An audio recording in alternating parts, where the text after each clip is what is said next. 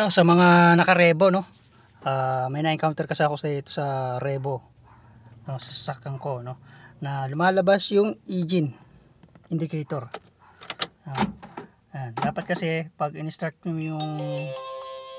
yung sasakyan, dapat mawala yung engine indicator. Okay, ito yung orange na yan, okay, or dilaw, orange yata yan. Hindi ko alam kung colorblind niya ako, no? So ayan, try natin yung start, mga paps. So ayan, mawawala siya ng in-start mo, pero mamaya babalik yan, no? Ginawa ko lang ng video para kahit paano makatulong tayo sa iba natin mga may Revo na nakaka-encounter ng ganito. Ayan, katulad yan, naka-start na, no? Malabas na siya. So ang cost niyan dito, mga paps, ito, may pakita ko sa inyo. So ito, mga paps, so, ito yung isa sa mga salary niyan, ito, no? So ang gagawin nyo muna, try nyo muna linisan, no? Ako kasi may problema na rin yung sakit ko, ginawa ko lang ng paraan. So order pa ako online para makabili ng sakit, papalitan ko ng sakit temporary, ginawa ko muna ng paraan. Muna.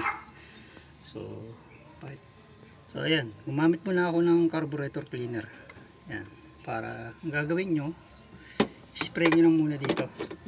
Ayan, butas na yan, butas na yan, spray nyo lang dyan. Siguro babad nyo mga 10 to 15 minutes, no? Babad nyo lang muna. Babad nyo lang.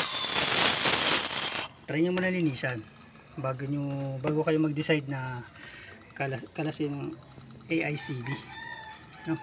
Bago kayo mag-decide na kalasin to. Pag hindi talaga nakuha na sa cleaning, mechanical na yan, doon na sa loob yan. Kakalasin nyo na to, part na to. Yung iba kinakalas yung buong throttle body.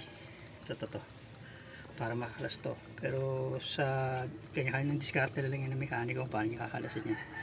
So ayun yung pinaka last options. So first aid muna, gumamit muna kayo, linisan nyo muna, pugahan nyo muna yung butas na yan, no? Babaran nyo. Pag ayaw na talaga at lumalabas pa rin yung engine indicator, ayun na talaga yung pinaka dyan, mechanical, no? Pag hindi na, nalinis na yung pinakaloob ng IACB, no, ito tong part na to tinuturo ko, kakalasin yan, nilinisan yung mechanical yan. Pag ganun pa rin, wala na kayong choice kundi magpalitan ng bago. Siyempre sa katagalan na rin ng sasakyan at talaga nagkakaroon talaga ng problema. Okay, so yan lang, tips lang to para kahit paano makatulong sa inyo, magkaroon kayo ng idea. So sa ngayon, obserbahan ko muna kasi kaka-spray ko lang na balitaan ko kayo sa pangalawang video na to. Okay, bye.